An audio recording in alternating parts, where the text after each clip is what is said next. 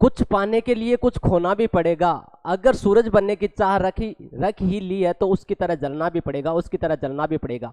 जय हिंद जय Bharat. SB classes के यूट्यूब चैनल में आपका स्वागत है। आज वापस से हम लोग आपके लिए सामने लेके आए एसएससी जीडी का पेपर नंबर सॉल्यूशन नंबर 6। इससे पहले 5 पेपर सोल्व हो चुके हैं हमारे। आज जो पेपर सोल्व करेंगे वो छठा पेपर सोल्व करेंगे। बहुत अच्छा रिस्पॉन्स आ रहा है आप सारे बच्चों का, बहुत ज़्यादा शेयर कर रहे हो, सारी चीज़ें हो रही है, अच्छे अच्छे क्वेश्चन लेके आ रहे हैं। ये जितने भी क्वेश्चन है आए हुए एग्जाम्स के क्वेश्चन है। आज की क्लास के अंदर हम सोल्व करेंगे आज का paper number solution 6 paper solve करेंगे बच्चों एसएससी जीडी का। मैक्सिमम हमारा यही रहेगा कि मैक्सिमम इन्हीं क्वेश्चनों में से आपके एग्जाम में क्वेश्चन आए और थोड़ा सा आपका रिकॉल हो जाए, रिवीजन हो जाए, इसलिए हम आपके सामने प्रस्तुत करते हैं ये क्लास। और पहला क्वेश्चन है आज की क्लास का, आंसर दीजिएगा आप लोग, फिर मैं बताऊंगा। बहुत अच्छा क्वेश्चन होने वाला है। आज आपने बोला था थोड़ा सा लेवल ऊपर करना, तो लेवल ऊपर कर दिया गया बच्चों। अब तो शेयर कर दीजिएगा ज़्यादा से ज़्यादा क्लास को। बहुत अच्छा क्वेश्चन है, आपको बताना है। तीसरे कर्नाटक युद्ध में ब्रिटिश ईस्ट इंडिया कंपनी ने 1760 ईस्वी में आई हुई, पेपर में आई हुई लाइनें हैं बच्चों, मेरे द्वारा ऐड नहीं किया हुआ है, आया हुआ क्वेश्चन है, उसकी लैंग्वेज लिखी हुई है। क्या बोला हुआ है? तीसरे कर्नाटक युद्ध में ब्रिटिश ईस्ट इंडिया कंपनी ने 1760 ईस्वी में फ्रांसीसी सेना को हराया। किसको हराया था? फ्रांसीसी सेना को हराता है। कौन हराता है? अंग्रेज हराते हैं या ईस्ट इंडिया कंपनी बोल दो, ब्रिटिश ईस्ट इंडिया कंपनी, एक ही बात है। भारत में फ्रांसीसी वर्चस्व की गति लगभग एक सदी के संघर्ष को समाप्त कर दिया गया। फ्रांसीसी जो संघर्ष की जो गतिविधि थी वो एक दशक के बाद में लगभग भारत के अंदर समाप्त हो गई। इनमें से पूछा कौन से युद्ध के बाद में होती है? अड़ियार का युद्ध, वाड़ीवास का युद्ध, अंबूर का, ये अंबूर है होता है बच्चे, अंबर लिख दिया, एक ही बात है, अंबूर का युद्ध। और ये आरकाट का घेरा, अरकाट है बच्चे, जो कर्नाटक की राजधानी। सबसे पहले बात कर लेते हैं कर्नाटक की, बात कर लेते हैं। ये कौन से टॉपिक से क्वेश्चन आया आपका? आधुनिक भारत का टॉपिक नाम है बच्चे, कर्नाटक के युद्ध से क्वेश्चन आया। कर्नाटक के युद्ध, या फिर बोल सकते हो आप अंग्रेज फ्रांसीसी युद्ध, अंग्रेज फ्रांसीसी युद्ध, फ्रांसीसी युद्ध से क्वेश्चन है। बहुत अच्छा क्वेश्चन है बच्चों, सारे आपके रिकॉल करा दूंगा, सारी चीजें रिवीजन करा दूंगा इस एक क्वेश्चन के माध्यम से। सबसे पहले अड़ियार की बात करते हैं। अड़ियार का जो युद्ध है ये होता है 1749 के अंदर। वाड़ीवास का युद्ध है ये होता है 1760 ईस्वी के अंदर। उसके बाद में अंबूर का युद्ध है ये होता है 1749 ईस्वी के अंदर। अंबूर और अड़ियार का एक ही साथ में होता है। अरकाट का घेरा या घेराबंदी ये कब होती है? 1760 में होती है बच्चे। अरकाट की घेराबंदी कब होती है? अरकाट कर्नाटक की राजधानी का नाम है। कर्नाटक एक तमिलनाडु की एक रियासत का नाम है बच्चों। यहाँ की राजधानी अरकाट है। यहाँ का जो राजा है उसका नाम था अनरुद्दीन। यहाँ पे कितने युद्ध होते हैं? तो इसके अंदर बताना आपको 3 युद्ध होते हैं। इसके अंदर कितने युद्ध होते हैं? इसके अंदर बताना आपको यहाँ 3 युद्ध हुए, यहाँ 3 युद्ध हुए बच्चों। एग्जाम में पूछ लिया जाता है कब कब हुआ। प्रथम अंग्रेज फ्रांसीसी युद्ध, प्रथम अंग्रेज फ्रांसीसी युद्ध, अंग्रेज फ्रांसीसी युद्ध पूछे आपसे। युद्ध होता है 1746 से 48 के बीच में, 1746 से 48 के बीच में प्रथम अंग्रेज फ्रांसीसी युद्ध होता है। द्वितीय अंग्रेज फ्रांसीसी युद्ध, द्वितीय अंग्रेज फ्रांसीसी युद्ध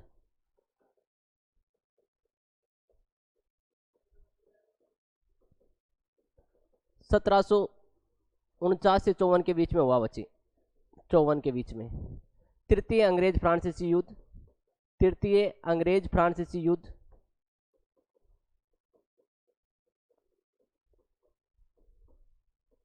ये होता है 1757 से 1763 के बीच में। अब देखो बच्चों क्या क्वेश्चन आ सकता है इस टॉपिक से। क्वेश्चन आएगा तो या तो पूछेगा प्रथम अंग्रेज फ्रांसीसी युद्ध कब हुआ, द्वितीय अंग्रेज फ्रांसीसी युद्ध कब हुआ, तृतीय फ्रांसीसी अंग्रेज युद्ध कब हुआ, या पूछेगा कौन सी संधि के द्वारा समाप्त हुआ या क्या कारण था। पहले की बात करता हूं, मैं समझा रहा हूं, आप लिख लेना, लिखना चाहो तो या याद कर लेना बच्चों। प्रथम अंग्रेज फ्रांसीसी युद्ध 1746 से 48 के बीच में होता है। इसका कारण क्या था? ऑस्ट्रिया में उत्तराधिकार का संघर्ष। ऑस्ट्रिया के अंदर कोई राजा था, उसकी डेथ हो जाती है। एक भाई बोल रहा राजा मैं बनूंगा, दूसरा भाई बोल रहा राजा मैं बनूंगा। एक भाई के साथ में अंग्रेज आते हैं, दूसरे भाई के साथ में फ्रांसीसी आ जाते हैं। और वास्तव में लड़ाई कहाँ हो रही है? ऑस्ट्रिया में हो रही है। और भारत के अंदर भी ये लोग लड़ लेते हैं। तो पहले का कारण पूछे आपसे क्या बताना है? 1746 से 48 के बीच में होता है, 1746 से 48 के बीच में होता है प्रथम अंग्रेज फ्रांसीसी युद्ध। उसका कारण पूछे तो क्या बताओगे? उसका कारण पूछे तो क्या बताओगे? उसका कारण था ऑस्ट्रिया में उत्तराधिकार का संघर्ष। और कौन सी संधि के द्वारा समाप्त हुआ? प्रथम पूछ ले तो आपको बताना एक्सला सापेल की संधि के द्वारा समाप्त हुआ। प्रथम अंग्रेज फ्रांसीसी युद्ध एक्सला सापेल की संधि जर्मनी के अंदर होती है, उसके साथ में संपन्न होता है। अब दूसरे अंग्रेज फ्रांसीसी युद्ध की बात कर लेते हैं। दूसरा अंग्रेज फ्रांसीसी युद्ध होता है 1749 से 54 के बीच में होता है।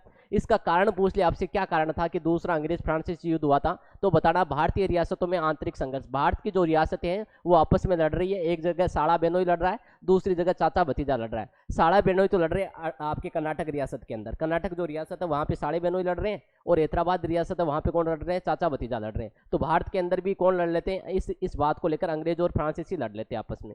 ये कौन सी संधि के द्वारा समाप्त होता है, तो बताना पेरिस की संधि के द्वारा। भारत के अंदर हो रहा, संधि भी कहां पे होगी, भारत के अंदर। तृतीय अंग्रेज फ्रांसीसी युद्ध होता है 1757 से 63।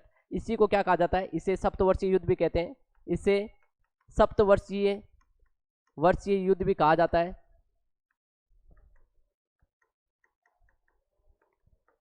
है, ये 7 साल तक लड़ाई होती है। किसको लेकर, कारण क्या था, कनाडा को संघर्ष, कनाडा को लेकर संघर्ष। कारण क्या इसका, कनाडा को लेकर संघर्ष 7 साल के लिए लड़ते हैं अंग्रेज और फ्रांसीसी। ये कौन से युद्ध के द्वारा समाप्त होता है, वाड़ीवास के युद्ध के द्वारा समाप्त होता है। वाड़ीवास का युद्ध पूछ ले कब होता है, 1760 में होता है। किस किस के बीच में होता है आपसे पूछ ले, तो इस क्वेश्चन में दिया हुआ है किस किस के बीच में हुआ, वो क्वेश्चन में दे रखा है किस किस के बीच में होता है। और बता देता हूं एक बार किस किस के बीच में होता है। वाड़ीवास का युद्ध होता है आपका अंग्रेज और फ्रांसीसियों के बीच में, अंग्रेज वर्सेज फ्रांसीसी। अगर सेनापति की बात की जाए तो अंग्रेजों की तरफ से जो सेनापति था वो है सर आयरकूट, सर आयरकूट कूट वर्सेस लाली बुस्सी, लाली और बुस्सी। समझ में आ गया, ये दूसरा टॉपिक है आधुनिक भारत का, क्लियर कर लिया होगा, समझ में आई बातें। दोबारा से बता देता हूँ एक बार, दोबारा से सुनना बहुत अच्छा है बच्चों।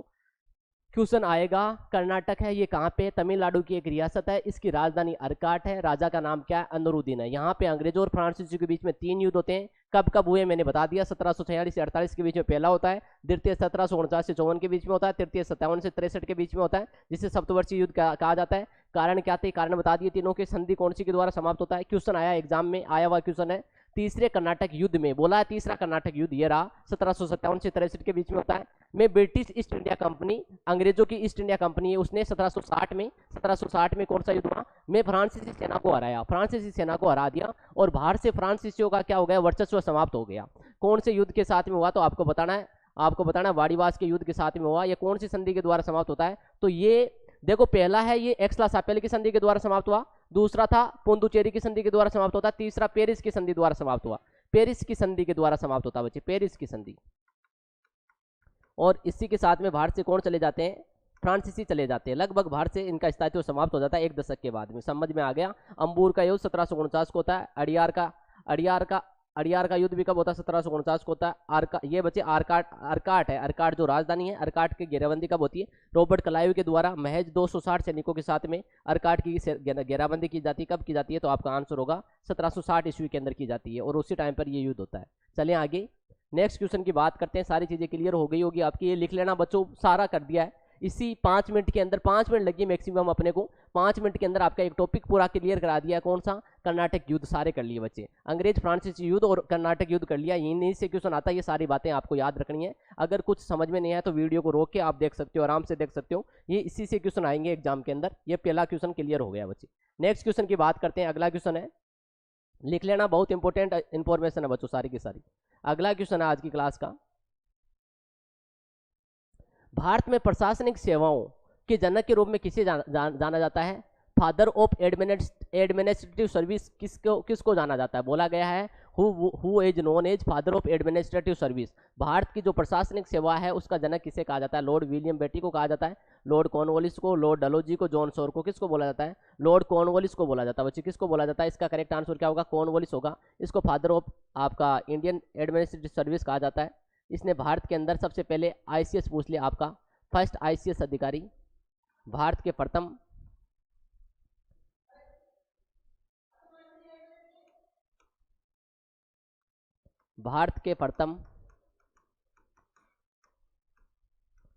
आईसीएस अधिकारी पूछे। आईसीएस का मतलब होता है, जिसको अभी वर्तमान में क्या बोलते हैं, आईएएस बोलते हैं बच्चों। आईसीएस का मतलब होता है इंडियन सिविल सर्विस। का जन्मदाता पूछ ले तो क्या बताएंगे, लॉर्ड कॉर्नवालिस बताएंगे। अधिकारी पूछ ले तो क्या बताओगे, सत्येंद्र नाथ टैगोर, सत्येंद्र नाथ टैगोर है बच्चों, याद रह जाएगा।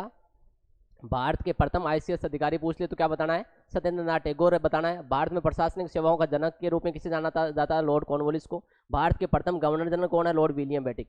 भारत के प्रथम गवर्नर जनरल, भारत के प्रथम गवर्नर जनरल चाहिए,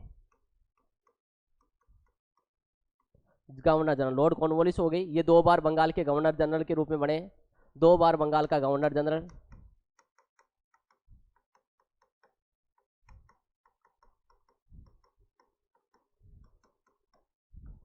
डलहौजी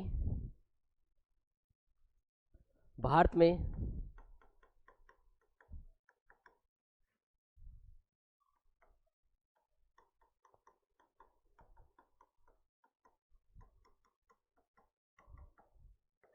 लागू किया।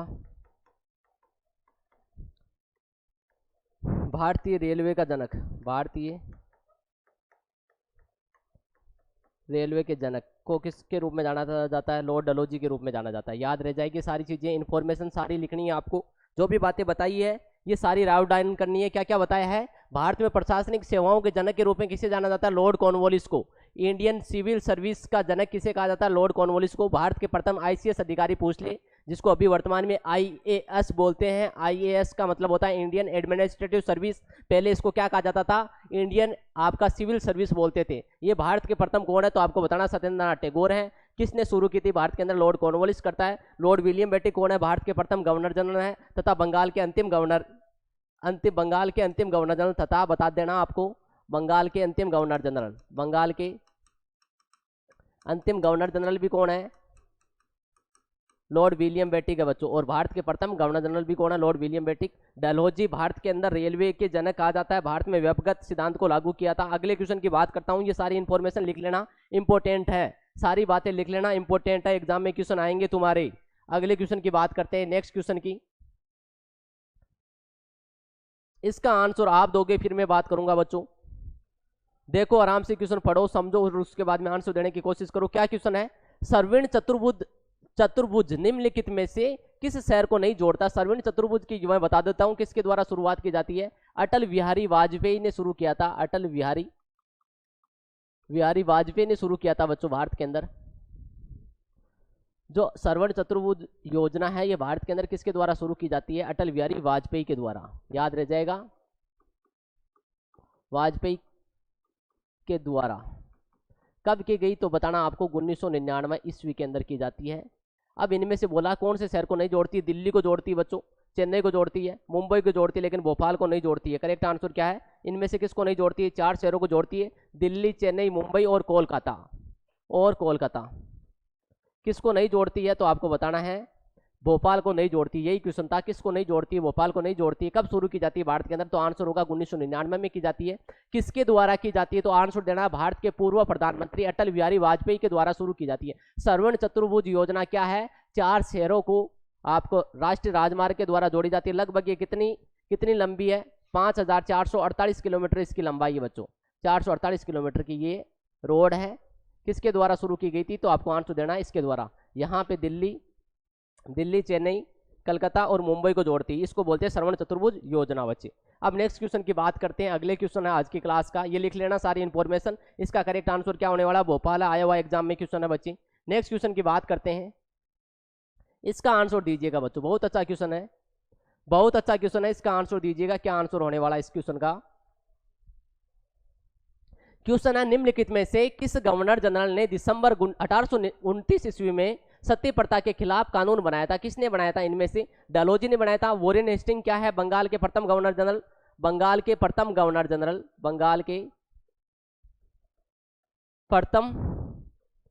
जनरल है बच्चे आपका Warren Hasting. William Bentinck Bharat के प्रथम गवर्नर जनरल, और आंसर भी क्या होगा? Lord William Bentinck. जब वो बंगाल के गवर्नर जनरल थे उस टाइम पर उन्होंने 1829 ईस्वी में धारा 5 के तहत किसके ऊपर रोक लगाई थी? सत्य प्रथा पर रोक लगाई थी। इसका समर्थन किसने किया था? अगर पूछ ले सत्य प्रथा का समर्थन किसने किया था, तो आंसर देना आपको राजा राम मोहन राय ने बच्चों। किसने किया था? राजा राम मोहन राय ने। मोहन राय के प्रयासों से भारत के अंदर क्या होती है? सत्य प्रथा पर रोक लगती है। कब लगती है? 1829 में। किसने लगाई थी? तो आंसर क्या होगा? लॉर्ड विलियम बेंटिक होगा। लॉर्ड कैनिंग कौन है? भारत के भारत के प्रथम वाइसराय। याद रह जाएगी सारी चीजें। क्या क्या बताया है, निम्नलिखित में से किस गवर्नर जनरल ने दिसंबर 1829 ईस्वी में सती प्रथा के खिलाफ कानून बनाया? तो इनमें से आंसर क्या होगा, लॉर्ड विलियम बेंटिंक ने बनाया था। प्रयास किसके थे? आंसर देंगे राजा राम मोहन राय के प्रयासों से भारत के अंदर क्या लगती है, सती प्रथा पर रोक लगती है। कब लगती है? तो आंसर देंगे 1829 ईस्वी में लगती है। किसने लगाई? तो लॉर्ड विलियम बेंटिंक ने लगाई, जो भारत के क्या थे, प्रथम गवर्नर जनरल तथा अंतिम बंगाल के गवर्नर जनरल, जो अभी पहले मैंने बताई थी बातें। डलहौजी के बारे में अभी बता दिया आपको। लॉर्ड वॉरेन हेस्टिंग क्या है बच्चे, बंगाल के प्रथम गवर्नर जनरल तथा बंगाल के अंतिम गवर्नर भी यही थे। लॉर्ड कैनिंग कौन है? भारत के प्रथम वाइसरॉय बच्चों, भारत के प्रथम वाइसरॉय कौन है? लॉर्ड कैनिंग है। अब अगले क्वेश्चन की बात कर लेते हैं, अगले क्वेश्चन की बात कर लेते हैं। नेक्स्ट क्वेश्चन, ये लिख लेना, इंफॉर्मेशन बहुत इंपॉर्टेंट है बच्चों। आए हुए क्वेश्चन है, सारे के सारे एग्जाम में आए हुए क्वेश्चन है, सारे के सारे आए हुए क्वेश्चन है। मेरी तरफ से कुछ भी इनमें किंतु परंतु काट चाट नहीं की हुई है। एग्जाम की जो लैंग्वेज जो रहती है वो की वो डाली हुई है। अगर मैं डालता तो मैं सीधा क्वेश्चन दे देता, 1829 ईस्वी में सती प्रथा पर रोक किसने लगाई, मेरा क्वेश्चन ये होता। ये आया हुआ क्वेश्चन है, तो थोड़ा सा आपको इससे बेनिफिट मिले कि एग्जाम की जो पेपर की लैंग्वेज क्या किस टाइप की रहती है, इसलिए मैंने सेम क्वेश्चन वही है बच्चों जो आए हुए क्वेश्चन है प्रीवियस ईयर के। इनको थोड़ा सा मेरी तरफ से थोड़ा सा एक्सप्लेनेशन अच्छा करने की कोशिश की जा रही है, तो आप थोड़ा सा सहयोग करना हमारा और हमारी टीम का बच्चों। अब नेक्स्ट क्वेश्चन की बात करते हैं। हो गया आज की क्वेश्चन का, निम्नलिखित में से किस गवर्नर जनरल ने दिसंबर 1829 में, याद रखना कब लगती है सत्य प्रथा पर रोक, 1829 ईस्वी में लगती है। किसने लगाई? राजा राम मोहन राय के प्रयास है, लॉर्ड विलियम बेंटिंक, क्योंकि उस टाइम पर गवर्नर जनरल कौन है? लॉर्ड विलियम बेंटिंक है। तो किसके मानेंगे अपन? लॉर्ड विलियम बेंटिक का मानेंगे। क्लियर है? अब नेक्स्ट क्वेश्चन की बात करते हैं, लिख लेना बच्चों, लिख लेना इंफॉर्मेशन। अगला क्वेश्चन है आज की क्लास का, आज की क्लास का क्वेश्चन है, इसका आंसर दीजिएगा फटाफट से मुझे। क्या क्वेश्चन है? देखो बच्चों, देखो क्या क्वेश्चन है, निम्नलिखित में से कौन सी रबी की फसलें हैं?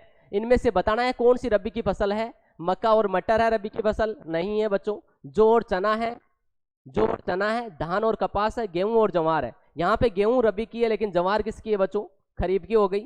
धान रबी की है, लेकिन कपास खरीफ की हो गई। इधर क्या है? जौ रबी की है और चना भी क्या है? रबी की। तो करेक्ट आंसर क्या होगा? B number of. इधर क्या है? मक्का और मटर, मटर आपके रबी के, लेकिन मक्का किसका है? खरीफ का। तो इसमें करेक्ट आंसर क्या होगा? जौ और चना कैसी फसल है? भारत की बच्चे रबी की फसलें हैं, रबी की फसलें हैं भारत की। पिछले वीडियो में मैंने और ज्यादा आपका इन्फॉर्मेशन देने के लिए बता दी थी, रबी की फसलें कौन सी होती है, खरीफ की फसलें कौन सी होती है। अभी टाइम अपन जाया नहीं करेंगे, इसके अंदर सीधा इस क्वेश्चन का आंसर देंगे अपन। क्या होगा? जौ और चना कैसी है? रबी की फसलें बच्चों। जौ और चना कैसी है? रबी की फसलें। जिसके अंदर 2 वर्ड आ जाएंगे वो क्या होगी? रबी की होगी। 3 आ जाएंगे। गेहूं रबी की, लेकिन जवार कैसी है बच्चों? जवार आपकी खरीफ की फसल है। करेक्ट आंसर जौ और चना होगा। नेक्स्ट क्वेश्चन है, लिख लेना, इंफॉर्मेशन याद रखना, आया हुआ क्वेश्चन है। नंदा देवी चोटी, नंदा देवी चोटी में स्थित है, कहां पे स्थित है? इनमें से बताना है। सिक्किम में स्थित है। किस सिक्किम में कौन सी बच्चों? भारत की सबसे बड़ी ऊंची चोटी कंचनजंगा। कंचनजंगा कहां पे बच्चे? सिक्किम के अंदर है। कंचनजंगा कहां पे? सिक्किम के अंदर है। जम्मू कश्मीर में है, उत्तराखंड में, असम में। नंदा देवी राष्ट्रीय उद्यान और नंदा देवी चोटी दोनों कहां पे बच्चे? उत्तराखंड के अंदर है। नंदा देवी राष्ट्रीय उद्यान भी याद रखेंगे, नंदा देवी चोटी बोल दे या नंदा देवी राष्ट्रीय उद्यान, दोनों के दोनों कहां पे है? उत्तराखंड के अंदर स्थित है। ये कुमुद हिमालय की सबसे ऊंची चोटी है बच्ची, कुमुद हिमालय की सबसे ऊंची चोटी है। भारत की सबसे ऊंची चोटी पूछ लिया, विश्व की सबसे ऊंची चोटी, विश्व की सबसे ऊंची चोटी पूछे आपसे, विश्व की सबसे ऊंची चोटी। अभी एग्जाम का पैटर्न चेंज हो गया, ऐसे बहुत क्वेश्चन आते हैं बच्चों। विश्व की सबसे ऊंची चोटी, तो क्या बताओगे? माउंट एवरेस्ट होगी बच्चे, माउंट एवरेस्ट होगी। विश्व की सबसे ऊंची चोटी माउंट एवरेस्ट है, जो कहां पे पड़ती है? नेपाल के अंदर पड़ती है, नेपाल के अंदर है बच्चों। विश्व की दूसरी सबसे ऊंची चोटी, विश्व की दूसरी सबसे ऊंची चोटी, विश्व की दूसरी सबसे ऊंची चोटी, ऊंची चोटी पूछ ले आपसे तो क्या बताओगे?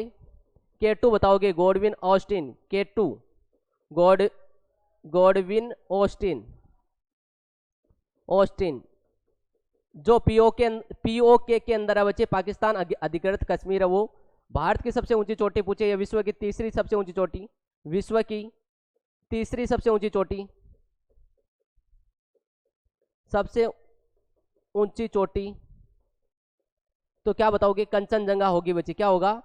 विश्व की तीसरी सबसे ऊंची चोटी तो क्या होगी? कंचनजंगा, जो कहां पे है? सिक्किम के अंदर है। याद रह जाएगा। विश्व की सबसे ऊंची चोटी तो आंसर होगा माउंट एवरेस्ट होगा। विश्व की दूसरी सबसे ऊंची चोटी K2 गॉडविन ऑस्टिन है, जो कहाँ पे POK पाकिस्तान अधिकृत कश्मीर है वहां पे आती है बच्चों। और जो आपके माउंट एवरेस्ट कहाँ पे पड़ती है, नेपाल के अंदर है। विश्व की तीसरी सबसे ऊंची चोटी कंचनजंगा जो सिक्किम के अंदर पड़ेगी, याद रह जाएगा ये सारी चीजें। और याद रखना नंदा देवी चोटी कुमुद हिमालय की सबसे ऊंची चोटी है जो कहाँ पे उत्तराखंड के अंदर स्थित है।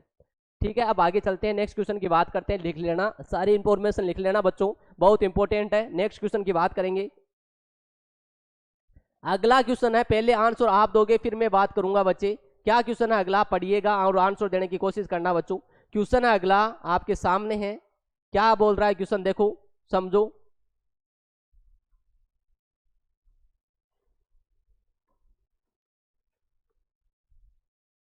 क्वेश्चन बोल रहा है बैक टू वेदास, वेदों की ओर लौटो। वेदों की ओर लौटो किस सुधार आंदोलन का नारा है बच्ची? देव समाज का नारा है, प्रार्थना समाज का नारा है, आर्य समाज का, बर्मा समाज का है। अगर पूछ लेता किस समाज का नारा है या पूछ लेता किसने दिया था, तो दोनों का आंसर दे देंगे अपन, किसने दिया था या किसका नारा है। तो देखो बच्चों, वेदों की ओर लौटो जो नारा है वो आर्य समाज का नारा है। आर्य समाज के संस्थापक की बात की जाए, आर्य समाज के संस्थापक लिख रहा हूं आगे में, स्वामी दयानंद सरस्वती, स्वामी दयानंद सरस्वती।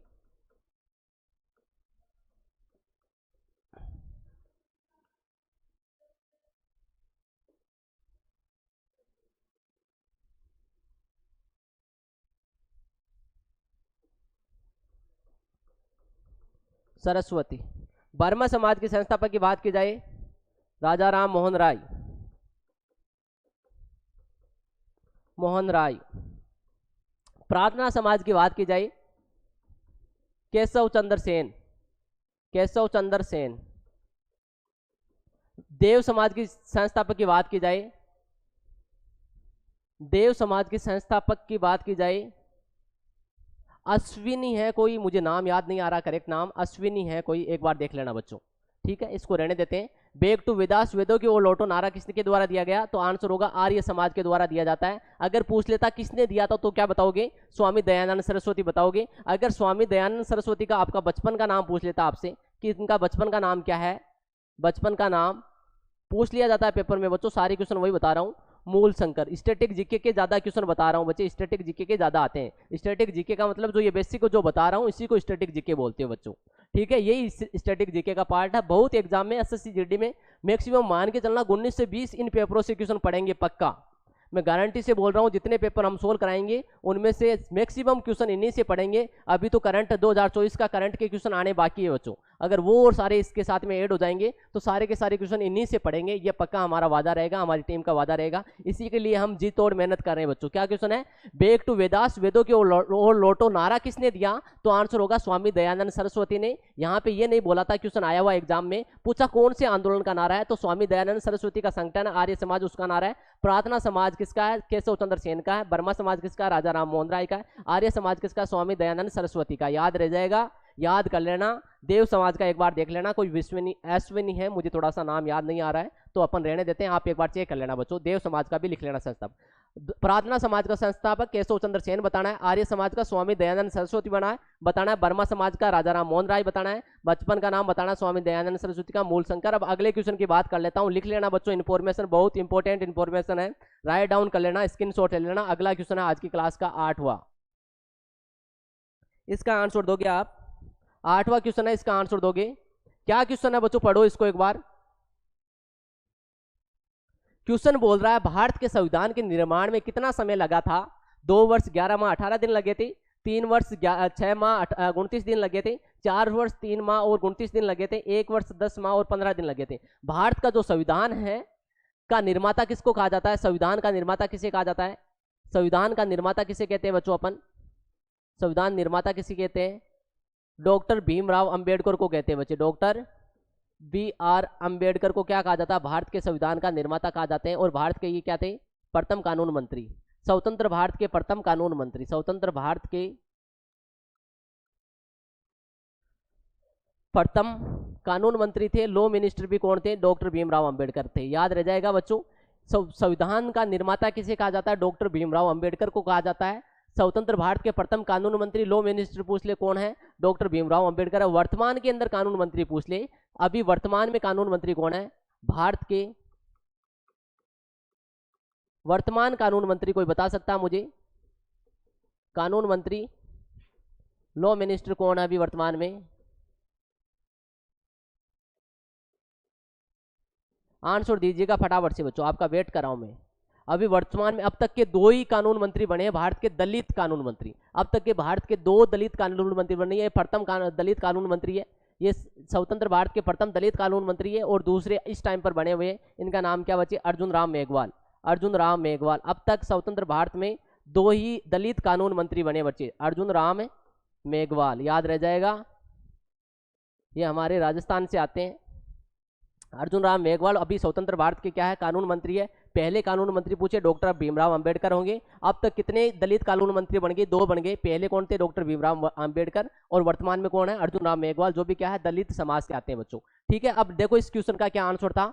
निर्माता कौन है संविधान का? डॉक्टर भीमराव अंबेडकर। कितने वर्ष लगे थे? 2 वर्ष। 2 वर्ष एक ही ऑप्शन में यहीं से भी कर सकते हो। 2 वर्ष 11 माह और 18 दिन का भारतीय संविधान को निर्माण में टाइम लगता है। कितना समय लगा था भारतीय संविधान के निर्माण में? कितना समय लगा, आपसे ये पूछा जाएगा। आंसर देना है 2 वर्ष 11 माह 18 दिन। 2 वर्ष 11 माह 18 दिन, याद हो जाएगा बच्चों। ठीक है, पूछते संविधान के निर्माता कौन है? डॉक्टर भीमराव अंबेडकर। स्वतंत्र भारत के प्रथम कानून मंत्री भी कौन है? आपके डॉक्टर भीमराव अंबेडकर। वर्तमान में कानून मंत्री पूछे तो अर्जुन राम मेघवाल होगा बच्चों, अर्जुन राम मेघवाल होगा। अब देखो नेक्स्ट क्वेश्चन की बात करते हैं। अगला क्वेश्चन है आज की क्लास का, इसका आंसर आप दोगे। क्या क्वेश्चन है? पढ़ो, इसको लिखो और समझो। पढ़ो, लिखो और समझो, उसके बाद में आंसर देना बच्चों।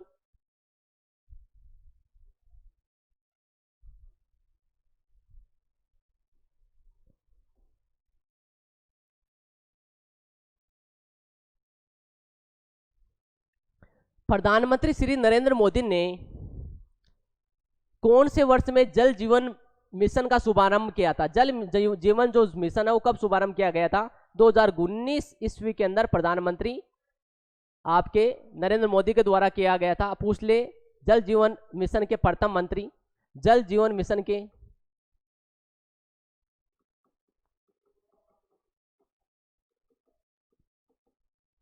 प्रथम जल शक्ति मंत्री, जल शक्ति मंत्री, तो क्या आंसर होगा? गजेंद्र सिंह शेखावत होगा बच्चे, गजेंद्र सिंह शेखावत।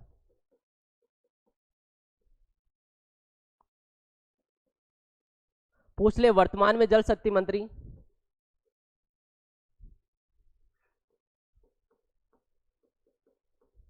वर्तमान जल शक्ति मंत्री पूछ ले आपसे, वर्तमान जल शक्ति मंत्री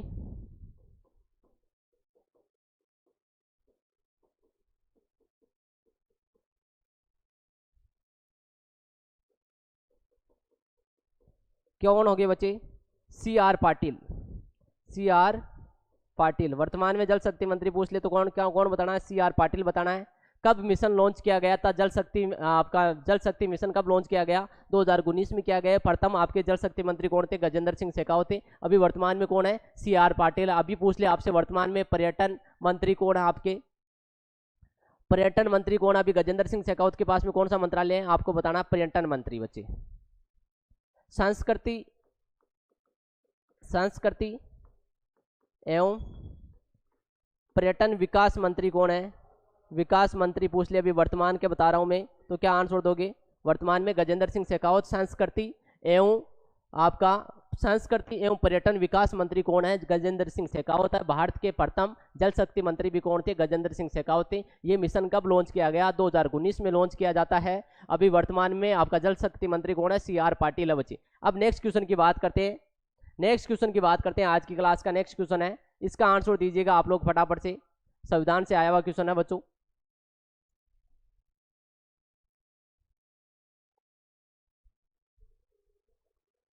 क्या क्वेश्चन है? देखो, भारतीय संविधान में राज्य के नीति निर्देशक तत्व है। राज्य के जो नीति निर्देशक तत्व है, ये आर्टिकल कौन से आते हैं? राज्य के नीति निर्देशक तत्व है, नीति निर्देशक तत्व है,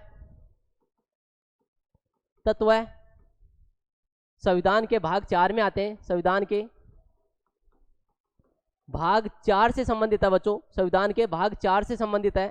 संविधान के भाग कौन से संबंधित है? 4 से संबंधित है। तथा आर्टिकल तथा अनुच्छेद, तथा अनुच्छेद, अनुच्छेद 36 से 51 आते हैं बच्चों। अनुच्छेद कितने आते हैं? 36 से 51। इनसे संबंधित है किससे? राज्य के नीति निर्देशक तत्व से। तत्व किस देश से संविधान में लिए गए हैं बच्चे? बोला इनमें से कौन से देश से लिया गया? स्पेन से, जापान से, आयरलैंड से, जर्मनी से। कौन सा आंसर होगा? आयरलैंड से। राज्य के नीति निर्देशक तत्व कौन से देश से लिए गए हैं? आंसर होगा आयरलैंड। करेक्ट आंसर क्या होगा? आयरलैंड होगा बच्चों। क्लियर आया? राज्य के निर्देशक तत्व है संविधान के भाग 4 में, और आर्टिकल कौन कौन से? 36 से 51 तक आर्टिकल इससे संबंधित है बच्चों। अब नेक्स्ट क्वेश्चन की बात करते हैं। नेक्स्ट क्वेश्चन की बात करते हैं, ये राइट डाउन कर लेना, फटाफट से लिख लेना, ये सारी चीजें इंफॉर्मेशन लिख लेना, बहुत इंपॉर्टेंट चीजें हैं बच्चों। अगला क्वेश्चन आज की क्लास का, ये लो आपसे स्पोर्ट्स एंड गेम्स से क्वेश्चन आ गया, इसका आंसर दीजिएगा फटाफट से बच्चों। क्या बोला है क्वेश्चन? एक फुटबॉल मैच में, एक फुटबॉल मैच होता है कि 2 बराबर अवधियां तक चलता है। 2 बराबर, जैसे हाफ होता है ना, हाफ जो होता है फुटबॉल का कितने अवधियों तक चलता है? 40 मिनट का एक हाफ होता है, 50 मिनट का होता है, 20 मिनट का होता है, 45 मिनट का होता है। फुटबॉल का जो मैच होता है पूरा कितने मिनट का होता है? 90 मिनट का होता है बच्चों, 90 मिनट का होता है। एक हाफ कितनी देर का होता है? 45 मिनट का होता है, 45 मिनट का होता है। बीच में 15 मिनट का क्या मिलता है? ब्रेक मिलता है। कितने मिनट का ब्रेक मिलता है? 15 मिनट का क्या मिलता है? ब्रेक मिलता है बच्चों, ब्रेक। याद रह जाएगा। एक फुटबॉल के मैच की अवधि कितनी होगी? इस ऑप्शन के अकॉर्डिंग क्या होगा? 45 मिनट। क्या होगा? 45 मिनट। क्या होगा? 45 मिनट। एक फुटबॉल मैच की 45 मिनट की 2 बराबर अवधियों तक चलता है। कितने मिनट की अवधियों तक चलता है? 2 45 मिनट की अवधियों तक चलता है। ठीक है, 45 एक मैच कितने मिनट का होता है? 90 मिनट का होता है। 45 मिनट का क्या होता है? एक हाफ होता है, और 15 मिनट का क्या होता है? बीच में एक ब्रेक होता है बच्चों। एक हाफ के बाद में 15 मिनट का क्या मिलेगा? ब्रेक मिलेगा। ठीक है, आगे चले। नेक्स्ट क्वेश्चन है,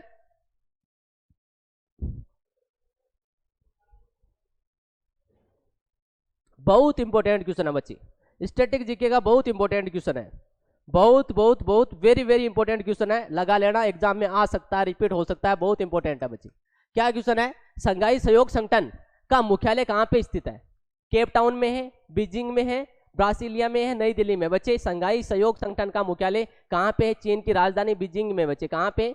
चीन की राजधानी बीजिंग के अंदर है। शंघाई सहयोग संगठन का मुख्यालय कहां पे है? तो आपको बताना। करेक्ट आंसर चीन की राजधानी बीजिंग में है बच्चों। बहुत इंपॉर्टेंट क्वेश्चन है, आ सकता है स्टैटिक जीके का, आपका इंपॉर्टेंट आपका नेशनल और इंटरनेशनल ऑर्गेनाइजेशन से क्वेश्चन है, बहुत इंपॉर्टेंट है। शंघाई सहयोग संगठन का मुख्यालय कहां पे? चीन की राजधानी क्या बताना बच्चे? आपको बीजिंग बताना। करेक्ट आंसर क्या है? बीजिंग है, लिख लेना। आगे चलते हैं, नेक्स्ट क्वेश्चन की बात करते हैं। अंतर्राष्ट्रीय अहिंसा दिवस, नॉन वायलेंस डे, हिंसा का विलोम शब्द क्या होता है बच्चे?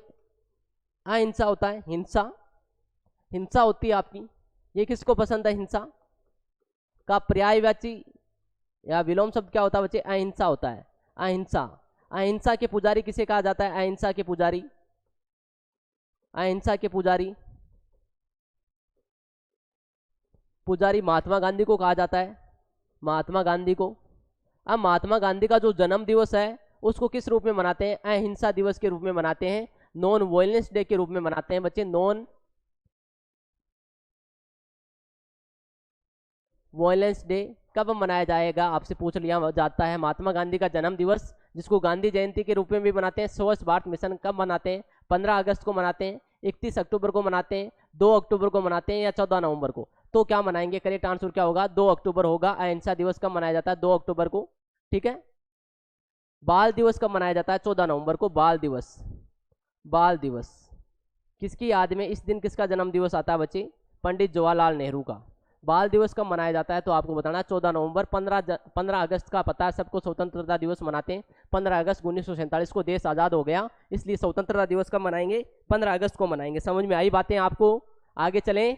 ओके बच्चे, अब नेक्स्ट क्वेश्चन की बात करते हैं। ये हो गया अहिंसा दिवस 2 अक्टूबर बच्चों। अगला क्वेश्चन है, लिख लेना एक बार सारी चीजें। अगला क्वेश्चन है 1962 की लड़ाई से क्वेश्चन आया है। आप बताओ बच्चे क्या क्वेश्चन है? सन 1962 ईस्वी में मैकमोहन रेखा के क्षेत्र में भारत का युद्ध किस देश के साथ में हुआ? याद रखना बच्चों, मैकमोहन रेखा कौन से देशों के बीच में? दो कौन से देशों के बीच में मैक मोहन लाइन रेखा है बच्चों? भारत और चीन के बीच में लाइन है, भारत और चीन। अगर आपसे पूछ ले Radcliffe line, Radcliffe रेखा, तो क्या बताओगे? भारत पाकिस्तान, भारत पाकिस्तान। अगर आपसे पूछ ले डूरंड रेखा, डूरंड रेखा वैसे तो किस देशों के बीच में है? ये पाकिस्तान अफगानिस्तान के बीच में है, पाकिस्तान अफगानिस्तान के बीच में है। और डूरंड लाइन किसके बीच में भी बता सकते हो आप, डूरंड लाइन, डूरंड रेखा भारत और अफगानिस्तान के बीच में भी बता सकते हो, भारत अफगानिस्तान के बीच में ये लाइन है बच्चों। पूछा है मैकमोहन लाइन के ऊपर 1962 के अंदर लड़ाई हुई थी, ये भारत की किस देश के साथ में हुई थी? भूटान के साथ में हुई थी, नेपाल के साथ में, पाकिस्तान के साथ में, या चीन के साथ में? किसके साथ में होती है 1962 की लड़ाई? किसके साथ में होती है भारत की? चीन के साथ में बच्चे, चीन के साथ में। करेक्ट आंसर क्या होगा? चीन होगा। ये क्वेश्चन भी याद रखना। मैकमोहन रेखा भारत और चीन के बीच में, रेड क्लिप भारत और पाकिस्तान है, डूरंड रेखा भारत अफगानिस्तान है, और डूरंड रेखा पाकिस्तान अफगानिस्तान है। बच्चे याद रखना, सारी इंपॉर्टेंट आया हुआ क्वेश्चन है। ये लैंग्वेज की लाइन मेरी नहीं है, पेपर की है बच्चों। एसएससी का आया हुआ क्वेश्चन है, बहुत इंपॉर्टेंट क्वेश्चन है। देख लो किस हिसाब से पूछा है। 1962 में मैकमोहन रेखा के क्षेत्र में भारत का युद्ध किस देश के साथ में हुआ? चीन के साथ में हुआ बच्चों। ओके, थोड़ा सा लैंग्वेज चेंज कर देते हैं, क्वेश्चन की लैंग्वेज घुमा के दे रहे हैं, बाकी वही चीजें जो अपन पढ़ रहे हैं वही आ रहा पेपर के अंदर। ठीक है, तो इसके साथ में अपने को घूमना नहीं है, अपने को करेक्ट आंसर बताना है। मैकमोहन रेखा बोलेगा तो चीन की जगह ऐसा नहीं कि पाकिस्तान हो जाएगा, ऐसा नहीं कि नेपाल हो जाएगा। आंसर तो क्या होगा? चीन ही होने वाला है बच्चों, चाहे कुछ ही कर लो। अब अगले क्वेश्चन की बात करते हैं। नेक्स्ट क्वेश्चन है आज की क्लास का 15वां।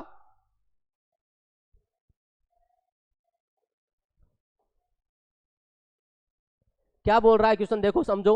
भारत द्वारा 1975 में भारत प्रशिक्षित प्रथम कृत्रिम उपग्रह बच्चों, पहला कृत्रिम उपग्रह पूछा जा सकता है कब लॉन्च किया गया? 1975 में किया गया। का नाम क्या था? नाम पूछा था, पाणिनि था, सुश्रुत था, आर्यभट्ट था, या चरक था? क्या नाम था बच्चे? आर्यभट्ट। भारत के महान गणितज्ञ हुए हैं आर्यभट्ट, जिसने किसकी खोज की थी?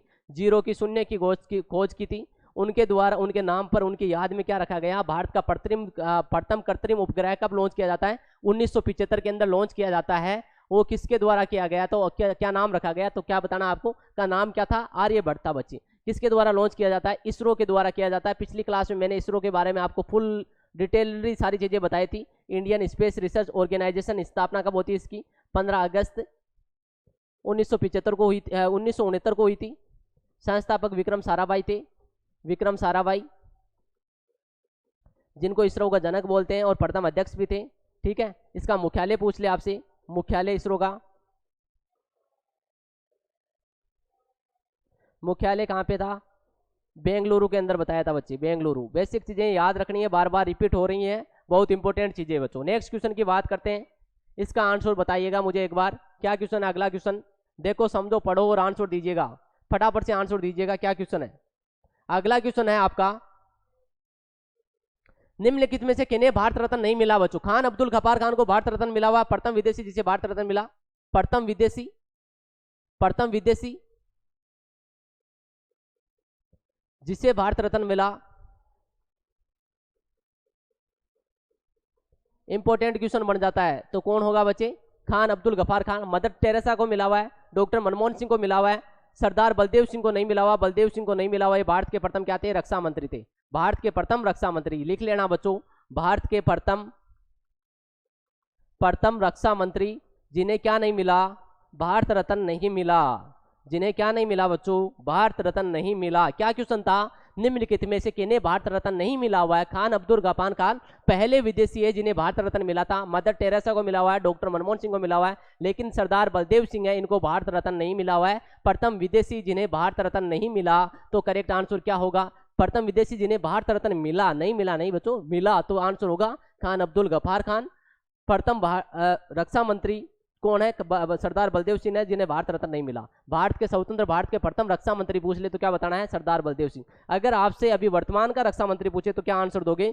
भारत के अभी वर्तमान में रक्षा मंत्री कौन है बच्चे? राजनाथ सिंह। कौन है? राजनाथ सिंह। प्रथम कौन थे? आपका सरदार बलदेव सिंह। बच्चों याद हो रही है, सारी चीजें हो जाएगी। अच्छा वक्ता कौन होता है? अच्छा श्रोता ही अच्छा वक्ता होता है बच्चे। अच्छे से सुनोगे तो सारी चीजें याद होगी, और एक दिन अच्छे से आप भी क्या बन जाओगे? वक्ता बन जाओगे बच्चे। नंदा देवी बायोस्फीयर पर अभी आया था, नंदा देवी शायद पिछली अभी चीजें आई थी। नंदा देवी मैंने बताया था राष्ट्रीय उद्यान बोल दो या बायोस्फीयर बोल दो, रिजर्व में स्थित है। कहाँ पे स्थित है? अभी बताया था मैंने आपको, एक क्वेश्चन पहले आया था। कहाँ, क्या बताया था? उत्तराखंड। उत्तराखंड के अंदर कौन सा? नंदा देवी बच्चों। नंदा देवी कहाँ होगा? उत्तराखंड के अंदर होगा बच्चों। ओके, ये पिछले रिपीट हो गया क्वेश्चन, कोई बात नहीं, आगे चलते हैं।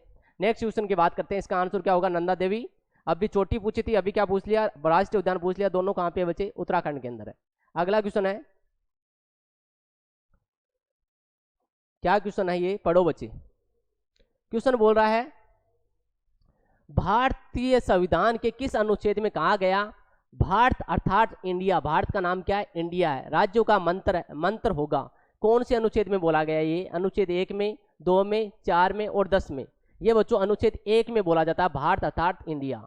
भारत अर्थात इंडिया कौन से अनुच्छेद में बोला जाता है, भारत अर्थात इंडिया। दो नाम है भारत के, किसके, ये इंडिया। कौन से अनुच्छेद में बोला गया, तो आपको आंसर देना अनुच्छेद 1। और ये भाग कौन सा है, भाग पूछ लेता है यहाँ पे, तो भाग क्या होता है बच्चों, भाग होता 1।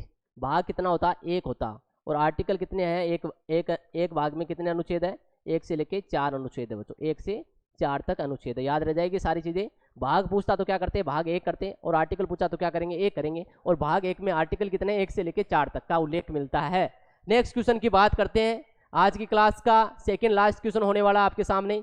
देखो बच्चों, पढ़ो और आंसर देने की कोशिश कीजिए। महाराष्ट्र की महिलाओं द्वारा कौन सा नृत्य किया जाता है, महाराष्ट्र की महिलाओं के द्वारा कौन सा नृत्य किया जाता है, फटाफट से आंसर दीजिएगा। महाराष्ट्र की महिलाएं कौन सा नृत्य करती हैं। ए नंबर ऑप्शन है बिहू नृत्य, जो कहाँ पे किया जाता है, असम के अंदर। बिहू नृत्य कौन करती है, असम की महिलाएं करती है बच्चे, असम के लोग करते हैं। Bihu dance class, folk dance कहाँ का, असम का है। घूमर कहाँ का है बच्चों, राजस्थान का है, घूमर राजस्थान का है। लावणी नृत्य कहाँ का है बच्चे, महाराष्ट्र की महिलाएं की जाती है, महाराष्ट्र की महिलाओं द्वारा किया जाता है। और भांगड़ा नृत्य कहाँ का है, पंजाब का है बच्चे। पंजाब का कौन सा है, भांगड़ा नृत्य। करेक्ट आंसर क्या होगा, लावणी नृत्य महाराष्ट्र की महिलाओं के द्वारा किया जाता है। कोई निम्नलिखित में से कौन सा नृत्य महाराष्ट्र की महिलाओं के द्वारा किया जाता है, तो करेक्ट आंसर क्या है, लावणी नृत्य। कौन सा नृत्य निम्नलिखित में से महाराष्ट्र की महिलाओं के द्वारा किया जाता है, करेक्ट आंसर होगा लावणी नृत्य। ऑप्शन नंबर ए है बिहू नृत्य, असम की महिला, असम के द्वारा किया जाता है। असम का क्या है बच्चे, लोक नृत्य है। लोक नृत्य लिखे मैंने कौन कौन से का कहा है, असम का लोक नृत्य आपका बिहू है बच्चे, घूमर राजस्थान का है, लावणी महाराष्ट्र का है, भांगड़ा कहाँ का है, पंजाब का। इस क्वेश्चन का आंसर क्या था, लावणी नृत्य महाराष्ट्र की महिलाओं के द्वारा किया जाता है। बहुत अच्छा क्वेश्चन है, बहुत बहुत इंपॉर्टेंट क्वेश्चन लगा लेना बच्चों, वेरी वेरी इंपॉर्टेंट क्वेश्चन है ये आज की क्लास का, और आगे भी ये इंपॉर्टेंट रहने वाला है, तो याद कर लेना, बहुत इंपॉर्टेंट क्वेश्चन है बच्चों। क्लासिकल और फोक डांस से क्वेश्चन आते हैं पेपर में, रिपीट होते हैं, बार बार रिपीट होते हैं, तो याद कर लेना। और क्लास के बाद में मुझे बताना आज का पेपर आपको कैसा लगा। अब अगला क्वेश्चन है, अगला क्वेश्चन है पद्मश्री से सम्मानित गोपाल प्रसाद दुबे को निम्नलिखित में से किस नृत्य के योगदान के लिए सम्मानित किया गया, किस नृत्य के द्वारा किया गया। सत्रिया कहाँ का बच्चे, असम का। सत्रिया असम का क्लासिकल डांस है, आपका शास्त्रीय नृत्य बच्चे, शास्त्रीय नृत्य। असम का शास्त्रीय नृत्य कौन सा है, सत्रिया है। कब ऐड किया गया, इसको 2000 के अंदर ऐड किया जाता है, सन 2000 में शास्त्रीय नृत्य का दर्जा मिलता है इसको। छऊ अभी 2024 के अंदर ऐड किया गया था। छऊ को कब ऐड किया जाता है, 2024 में शास्त्रीय नृत्य बनता है, शास्त्रीय नृत्य। और इस क्वेश्चन का आंसर भी क्या है, छऊ है बच्चे, जो कहाँ का है तो बताना आपको, पश्चिम बंगाल, झारखंड और उड़ीसा।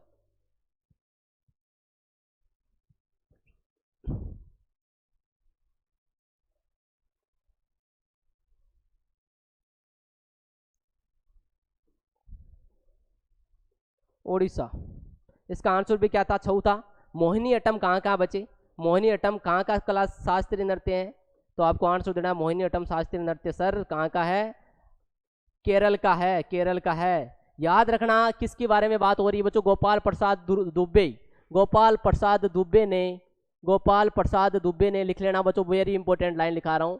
दुबे ने छऊ को प्राथमिकता देने हेतु त्रिनेत्र संगठन की स्थापना की।